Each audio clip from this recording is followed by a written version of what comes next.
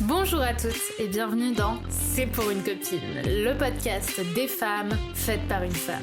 Je suis Brenda Boucris, fondatrice d'Attitude Séduction, chef d'entreprise, experte en amour et en relations hommes-femmes, et j'ai aidé quelques 500 000 personnes à devenir plus ambitieuses, plus alignées et plus séduisantes. Avec C'est pour une copine, je vais t'accompagner à partir à la recherche de ta féminité, de ta sensibilité, pour t'aider à te séduire, te réinventer et t'épanouir comme tu le mérites. Je vais te parler de ces sujets souvent tabous qu'on ne t'a pas vraiment appris à l'école. Je vais te parler d'amour, de séduction, de sexualité et bien sûr d'estime de soi. Alors que tu sois confortablement assise dans ton canapé, en train de courir un Starbucks à la main ou encore dans ton métro quotidien, je t'invite à oublier le monde pendant quelques minutes et on se lance dans l'épisode du jour. Hello à toutes les filles, ce qu'on ne te dit pas sur les hommes bien. Sacré sujet, j'avais envie de vous faire ce sujet parce que je l'entends tout le temps. Je voulais vous faire une série même d'épisodes particuliers entre les hommes bien versus les hommes toxiques, comme on aime les appeler, ceux qu'on adore dualiser, les hommes, entre les hommes bien et les hommes toxiques. Et voilà, on va voir ce sujet qui promet d'être hyper intéressant ensemble. Voilà, sur ce fameux mythe de l'homme bien que j'entends tout le temps. Vous savez, c'est le fameux « oh là là, mais c'est pas un homme bien, c'est sûr » ou alors « ah lui, c'est un homme bien, j'adore, nanana ».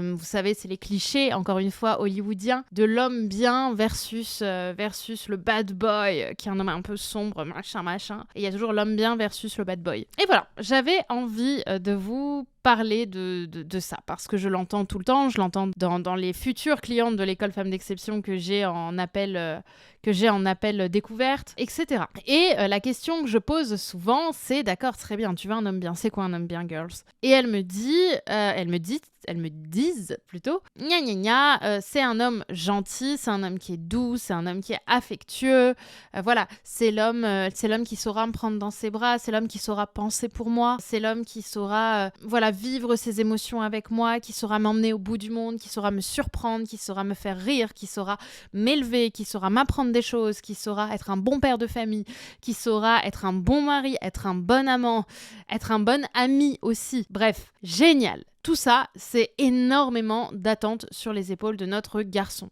Et la plupart du temps, c'est ça qui est le plus drôle, c'est que ces hommes-là, tu les as déjà dans ta vie, sauf que ces hommes-là, ils ne te font pas d'effet. Parce que ces hommes-là qui sont doux, gentils, affectueux, tu les mets dans la case, ils ne me font pas d'effet. Tu les mets dans la case, il est trop gentil. Tu les mets dans la case, non, mais ce mec est trop gentil pour moi, ou non, il m'intéresse pas, il est trop doux, il est un peu gnangnan, moi j'ai besoin d'un mec qui sache me tenir, nanana. Ouais. Sauf que le mec qui sait te tenir, par définition, du coup, il te domine. Et souvent, il te domine pas il te domine, certes, peut-être émotionnellement sur certains sujets, mais sur d'autres, il te domine en te faisant souffrir. Et donc, ce qui se passe, c'est que tu isoles ces hommes de toi. Tu isoles les hommes doux, gentils, affectueux, qui sauront prendre soin de toi et qui sauront te câliner. Tu les mets dans la case des mecs gentils, des mecs needy, des mecs que tu pourras pas présenter à tes copines parce qu'il est trop gentil, ou tout simplement pour des questions, ils ne te font pas d'effet. Et en fait, ça amène à un sujet intéressant. Ça amène au sujet que toi, en fait, tu attends que les hommes, dans les 10 secondes où tu les rencontres, t'es déjà les papillons dans le ventre. T'es déjà l'effet Edward Cullen. Que t'es déjà l'effet...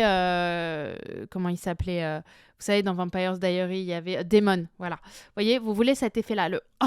ça vient me chercher dans tout mon corps, j'ai des frissons, j'ai des trucs. Non. En fait, l'idée, le sujet de ces fameux papillons dans le ventre, c'est que tu as 3 possibilités pour les avoir direct. C'est que soit le mec est beau comme un dieu, ou il a un style un peu que t'aimes bien, machin, un peu bresson, je sais pas, une casquette, une veste, je sais pas, voilà, un style qui t'excite, on va dire, ou alors il est vraiment canon comme tu aimes les hommes canons. Soit c'est un gros mal alpha avec une confiance en lui fabuleuse, genre allez, moi je vais te faire ça, gna gna gna, et ça parle beaucoup. Soit c'est le mec sombre. Le mec sombre, c'est le mec, un peu à part, qui parle pas trop, parfois il fume des joints, enfin, vous voyez un peu cette énergie-là, ça, c'est le mec sombre aussi qui plaît bien. Et en fait, ces critères-là, ils peuvent changer, mais en général, c'est ça. C'est soit le mec qui vous met les papillons dans le ventre, soit il est beau comme un dieu, ou je vous dis, il a un style que vous aimez bien, vestimentaire, soit c'est le mâle alpha par excellence, soit c'est le mec sombre et mystérieux. Et waouh, là, il y a les papillons dans le ventre. Et là, on s'imagine déjà vouloir le séduire et être la femme avec qui ce sera différent, la femme qui va transformer ses comportements. Et donc, ce qui m'intéresse... Alors, ces critères, déjà, il faut savoir qu'ils peuvent changer, mais en général, c'est ça. Ça peut être autre chose qui t'amène les papillons dans le ventre, mais souvent, au premier abord, ce qui crée les papillons dans le ventre, c'est ça. La question que j'ai à te poser, c'est de te demander ce que ça vient réveiller comme histoire que tu te racontes chez toi, ces fameux critères. Soit beau comme un dieu, enfin, soit il est beau comme un dieu, soit c'est le mâle alpha, soit c'est le mec sombre. Qu'est-ce que ça réveille comme histoire chez toi ? Quelle histoire tu te racontes par le biais de ces mecs ? Qu'est-ce que ça créerait chez toi de les séduire ? Quel est l'imaginaire que tu construis en te disant « ce truc-là m'attire, je vais le séduire ». Est-ce que ça te ferait mousser socialement, par exemple ? Tu te dirais « j'ai gravi l'échelle sociale en sortant avec un mec comme ça ». Soit, je sais pas, je me dirais que je suis la femme qui le fait changer, par exemple, vous voyez ? Etc. Parce que très vite, en fait, quand on a des hommes comme ça qui créent des papillons dans le ventre, ces papillons dans le ventre, il y a peut-être une excitation physique, mais la plupart du temps, c'est une excitation mentale. Parce que justement, le mec nous...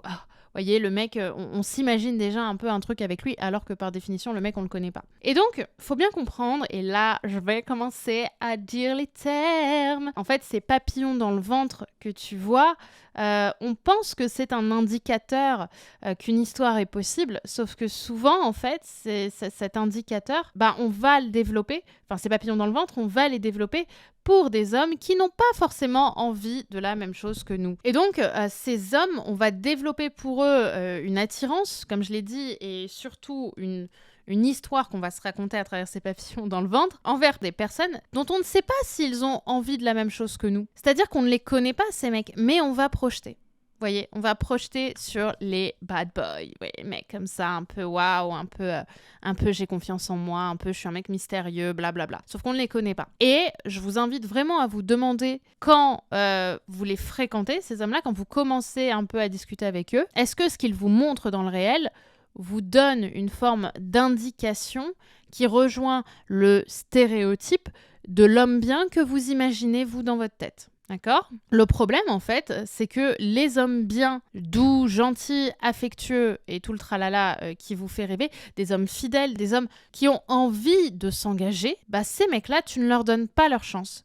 Parce que tu avances avec des standards qui ne sont pas toujours réalistes, en fait. Les hommes bien, je dis bien, encore une fois, c'est un raccourci, les hommes doux, gentils, affectueux, qui ont envie de s'engager, qui vont prendre soin de leurs femmes, ces hommes-là, ils ont souvent besoin de temps pour se révéler. Là où les gros mâles alpha vont avoir, en fait, une carapace qui, par définition, est une forme de confiance en eux superficielle, qui est une carapace de je suis un mâle alpha, alors qu'en général, ces mêmes hommes-là, et je vous ferai un podcast dessus, sont bourrés d'insécurité et n'ont pas du tout envie de s'engager, mais ils ont envie de se mettre dans la tête qu'ils sont capables de séduire à travers justement cette carapace qu'ils vont créer de gros mâles alpha. Mais du coup, toi, ton standard, c'est ça. Sauf que les hommes, comme je l'ai dit, qui veulent s'engager, gentils, doux, affectueux, gna, ces hommes-là, la plupart du temps, ils ont besoin de temps pour se révéler. Mais tu ne leur donnes pas ce temps-là, parce que ce sont des hommes qui, souvent,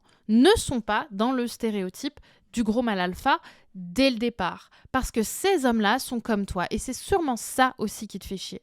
C'est que ces hommes-là, ils ont des insécurités, ils ont des doutes. Et souvent, ces doutes, c'est là que ça les challenge, souvent, ces garçons, c'est que ces doutes-là touchent à leur masculinité. Vous voyez, c'est du stress, c'est l'envie de bien faire. Parfois, ils sont un peu courbés, parfois, ils manquent de muscles. Et du coup, ils n'ont pas ce stéréotype que t'attends, toi, de la séduction. Mais j'ai quand même envie de te dire que le secret, à mes yeux, pour que ça fonctionne avec un homme, c'est de laisser une chance à ces hommes-là. De laisser une chance à ces hommes-là. Là, je le répète, encore une troisième fois, laissez une chance à ces hommes-là. Laissez une chance à ces hommes qui ne vous mettent pas les papillons dans le ventre à la première rencontre. Le truc, c'est que vous ne leur laissez pas de chance parce que vous les mettez dans des catégories bien fermées, parce que vous êtes en focus avec votre ego de « moi, je suis une nana comme ça, donc il me faut un mec comme ça ». Sauf que, en général, vous n'êtes pas une meuf comme ça, puisque par définition, ça ne marche pas avec les gros mâles alpha. Vous voyez ? Ça, c'est un autre sujet, mais déjà, au départ, je vous invite à laisser une porte ouverte. Laissez un homme gagner confiance en vous avec le temps. Laissez une chance à ces hommes-là.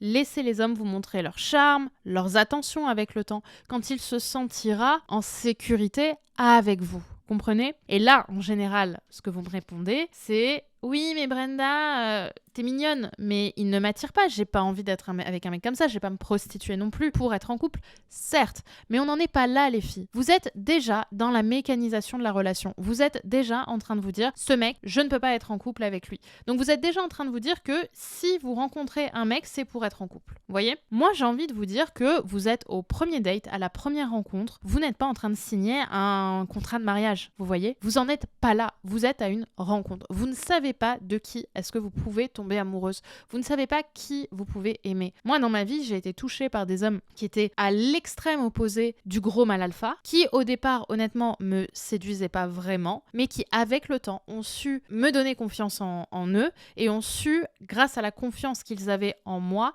me montrer toute leur confiance en eux, me montrer toute leur loyauté, toute leur fidélité, à quel point ces hommes pouvaient prendre soin de moi et à quel point ils étaient ouverts à construire quelque chose tout en étant des êtres sexués, sécurisants et sexy. Mais pour ça, il leur fallait un peu plus de temps que les autres, ok ? Donc, laissez le temps faire les choses, donnez le bénéfice du doute à ces hommes-là. Vous voyez ?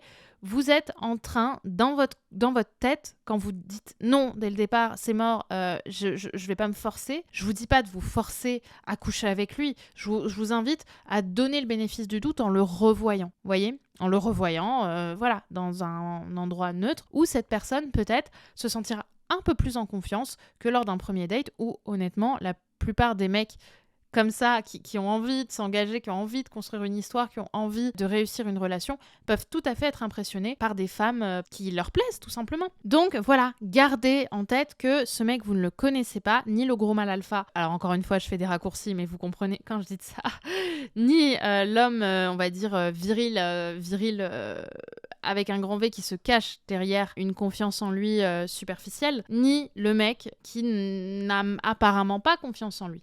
Vous voyez ? Arrêtez de mettre les hommes dans des cases, apprenez à voir, à revoir, à revoir pour savoir si cette personne peut vous toucher avec le temps. Ça ne veut pas dire qu'elle va le faire et dans tous les cas, même si elle ne le fait pas, tout simplement, vous arrêterez et vous direz écoute, j'ai essayé, ça n'a pas matché, tant pis. Donc, rappelez-vous de ça et rappelez-vous finalement du message que j'ai envie de vous donner avec ce podcast, c'est que ce qu'on ne te dit pas sur les hommes dit bien, c'est qu'ils ne sont pas comme tu l'imagines. Ce ne sont pas ces hommes-là. Sors de ton fantasme. Tu veux des vrais hommes, va dans la vraie vie. Pas dans ta tête où tu fantasmes une relation romancée qui n'est pas réelle. Là où tu fantasmes une personnalité romancée, écrite, scénarisée, qui n'est pas réelle. Les êtres humains ne sont pas des personnages de films. Pourquoi les films fonctionnent ? Parce qu'ils s'appuient sur des fantasmes, d'accord ? Et dans un fantasme, il n'y a pas de réel, d'accord ? Le réel, c'est la vraie vie. La vraie vie, c'est du temps, c'est de la patience. Vous voulez une relation qui fonctionne ? Prenez le temps, ok ? Et c'est comme ça que vous rencontrerez une personne qui va vous toucher avec le temps, que vous allez rencontrer avec le temps et qui va vous donner une apparence et une expérience réelle. Donc voilà, j'espère déjà que ça vous aura parlé ce temps, de vous rappeler que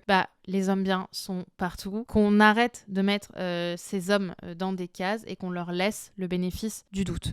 Maintenant, si ce sujet vous intéresse, sachez que jeudi, donc dans quelques jours, je vous fais un deuxième épisode qui cette fois-ci sera ce qu'on ne te dit pas sur les hommes toxiques. Donc là, on va plutôt parler de l'autre aspect, de l'autre face du miroir. Donc j'espère que ça vous plaira. Donc surtout pour ne pas le rater, pensez à vous abonner à la plateforme sur laquelle vous êtes à mon podcast, C'est pour une copine. J'espère d'ailleurs qu'il vous plaît. Et si vous en avez le temps et la possibilité, s'il vous plaît les girls, laissez un petit avis, laissez un avis 5 étoiles si possible sur la plateforme où vous êtes parce que c'est hyper encourageant pour les créateurs de contenu comme moi. C'est du contenu vraiment gratuit qu'on vous propose et nous répondre par ce petit geste offert aussi qui ne vous prend rien, qui vous prend 30 secondes, pour nous ça change absolument tout. Donc j'espère que vous prendrez ce temps de mettre une note 5 étoiles et si vous le voulez évidemment, je suis disponible sur Instagram pour lire vos retours à au podcast du jour. Voilà. Je vous retrouve donc dans quelques jours pour vous parler des hommes toxiques. Je vous embrasse très fort. Bye bye les girls.